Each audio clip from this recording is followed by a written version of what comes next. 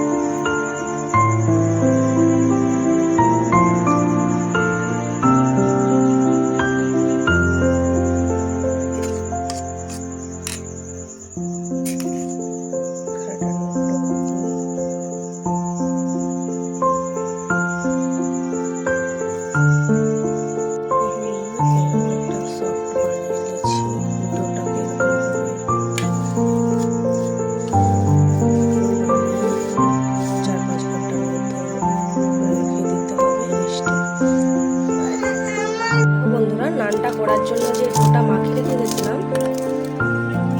তো দেখুন কেমন। এবার ভালো করে মেখে নেব। মেখে নেছি কেটে। দেখো বাটার নানটা আমি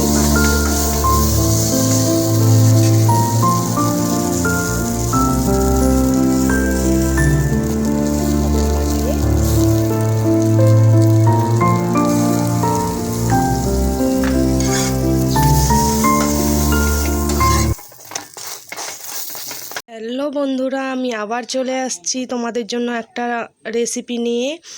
তো যেই রেসিপিটা বানাবো চিকেন দো পেঁয়াজা আর সাথে বাটার নান। তো দেখুন চিকেন দো পেঁয়াজা বানানোর জন্য কি কি মশলা নিয়েছি।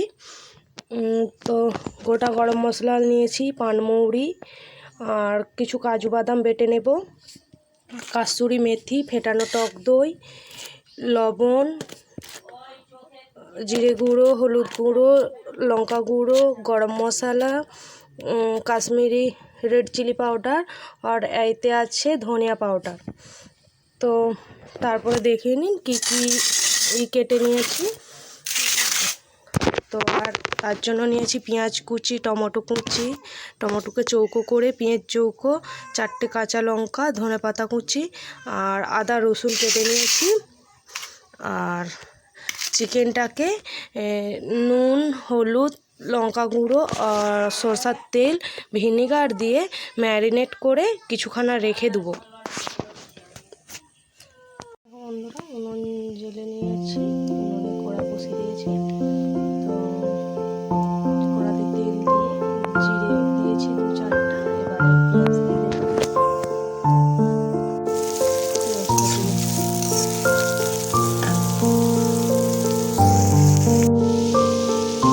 দেখো পেঁয়াজটা আমার ভাজা ভাজা হয়ে গেছে। এবারে আদা রসুনটা দিয়ে দেবো।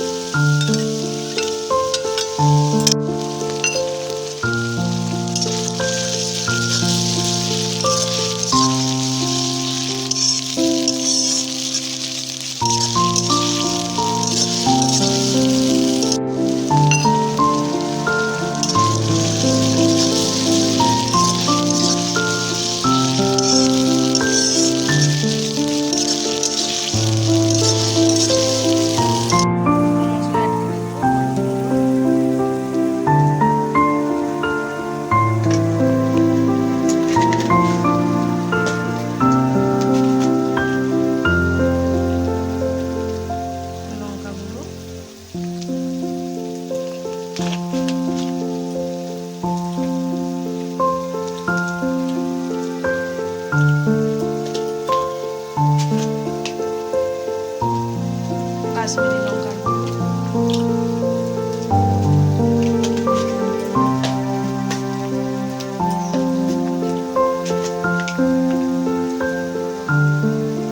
জিরে গুঁড়ো,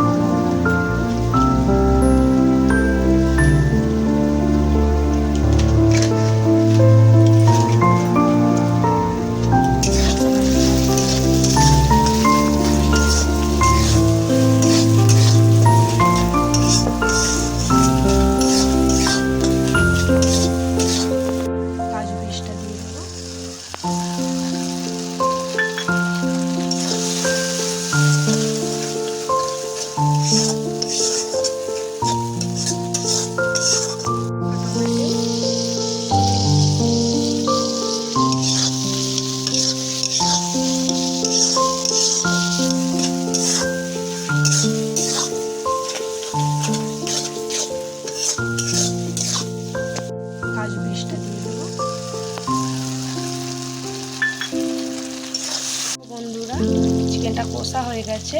তো এর জন্য একটা স্পেশাল মশলা আবার বানিয়ে দেবো। এবারে ভাজাটা অ্যাড করে দিলাম।